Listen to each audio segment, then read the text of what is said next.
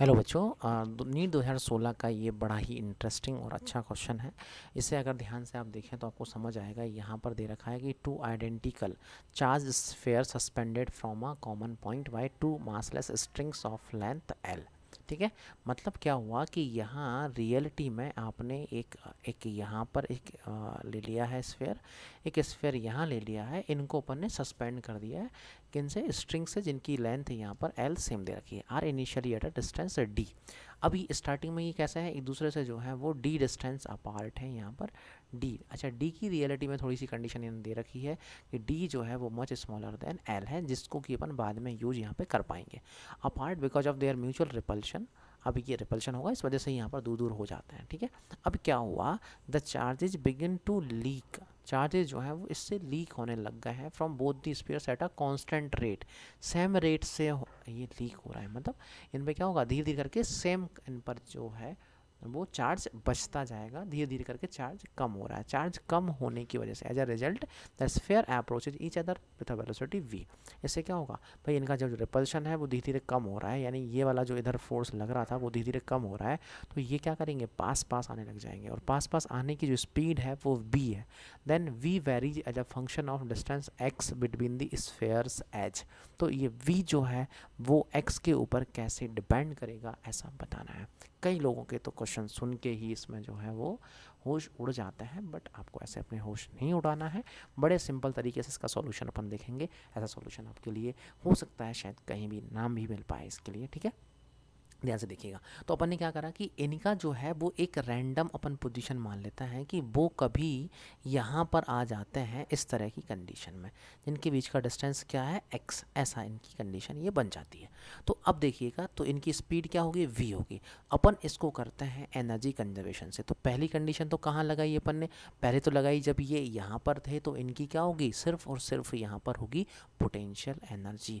Again हम यहाँ पे कहते हैं कि इससे आप दूसरे कॉन्सेप्ट से करना चाहेंगे तो आप बड़े उलझन में फंस जाएंगे। इसका सॉल्यूशन काफ़ी ज़्यादा लेंदी हो जाता है, कई बुक्स में देखेंगे, कई आप और वेबसाइट्स वगैरह पे देखेंगे तो इसका जो है वो सॉल्यूशन आपको बड़ा टेढ़ा मेढ़ा सा समझ आएगा। लेकिन इसको अपन बड़े शॉर्ट और सिंपल तरीके से यहाँ पर करने जा रहे हैं। अपन यहाँ पर अप्लाई करने वाले हैं एनर्जी कंजर्वेशन। तो पहले की अपन पोटेंशियल एनर्जी इनकी देख लेते हैं। वो पोटेंशियल एनर्जी अगर आप देखोगे तो यहाँ मिल जाएगा कि आपके पास इसका चार्ज मान लेते हैं q है, और इसका भी चार्ज यहाँ पर q है, डिस्टेंस इनके बीच में d दे रखा था। तो इनकी जो पोटेंशियल एनर्जी होगी, इनिशियल पोटेंशियल एनर्जी, वो बन जाएगी के Q square divided by D. ये बन जाएगी इनकी एनर्जी, कब की, पोटेंशियल एनर्जी स्टार्टिंग की। अब अपन बाद में देखते हैं इज इक्वल्स टू, ये बन जाएगी अब बाद की पोटेंशियल एनर्जी, कब, जब ये इस कंडीशन में पहुंच गए हैं तब की, यानी कि जब ये इस कंडीशन में आ गए हैं तब की एनर्जी अपन देख लेते हैं। तो इनके पास अभी एक तो क्या है, पोटेंशियल एनर्जी है, दूसरी है काइनेटिक एनर्जी। पोटेंशियल एनर्जी की पहले बात कर देते हैं, तो वो हो जाएगा अपने पास के, और यहाँ का चार्ज उस टाइम पे मान लेते हैं, चार्ज देखिए कुछ लीक हो रहा है तो Q से ही लीक होगा, और लेकिन जो भी होगा दोनों पर इक्वल होगा, तो दोनों का चार्ज अपन मान लेते हैं Q Q मान लेते हैं। तो यहाँ पे हो जाएगा के क्यू स्क्वायर डिवाइडेड बाय इस टाइम का इनका डिस्टेंस होगा x।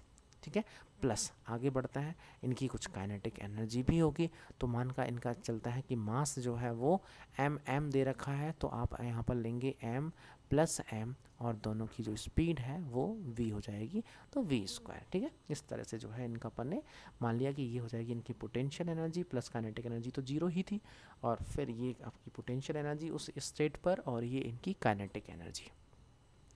अब आगे इसको सॉल्व करते हैं। ठीक है, अब आगे इसको सॉल्व करते हैं तो आप यहाँ पे समझिएगा कि ये रियलिटी में क्या चीज़ है, ये जो है वो तो पूरा कांस्टेंट टर्म है।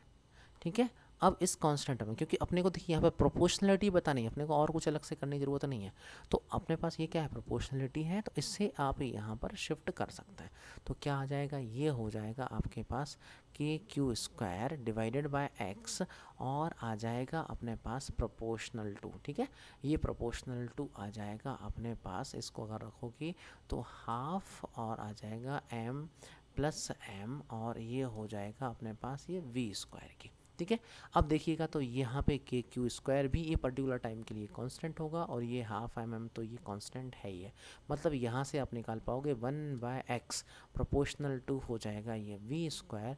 तो जो v है वो रियलिटी में प्रोपोर्शनल हो जाएगा 1/x रूट का आ जाएगा। और इसी से आप लिख सकते हो v proportional x to the power -1/2 आप ये लिख सकते हैं। देखिएगा तो यहाँ पर अपना ऑप्शन हो जाएगा फर्स्ट ऑप्शन इसके लिए करेक्ट हो जाएगा। और देखिए बड़े ही सिंपल तरीके से अपन 1 से 2 लाइन में जाकर के अपन ने आंसर निकाल लिया है। और ये आंसर आपको बिल्कुल हम ये गारंटी दे सकते हैं ऐसा सॉल्यूशन आपके लिए नहीं मिलेगा। इतना सिंपल, इतना स्वीट, इतना जल्दी जो सॉल्यूशन है वो नहीं मिलेगा। तो ऐसे ही अच्छे क्वेश्चंस के सॉल्यूशंस ढूंढने के लिए आप कहीं नहीं जाइएगा, इसी चैनल पर रहिएगा, अपने दोस्तों के साथ इस चैनल को शेयर कीजिएगा, बेल आइकन दबा के रखिएगा ताकि नया कोई भी क्वेश्चन इस तरह का आता है तो आप तक इन्फॉर्मेशन सबसे पहले पहुंच जाए। और ऐसी तैयारी आप करते रहिएगा। हम उम्मीद करते हैं, आपको विश देता है कि आप जल्दी से जो है नीट को क्लियर करें और अपना जो गोल है डॉक्टर बनने का वो सपना जल्दी से जल्दी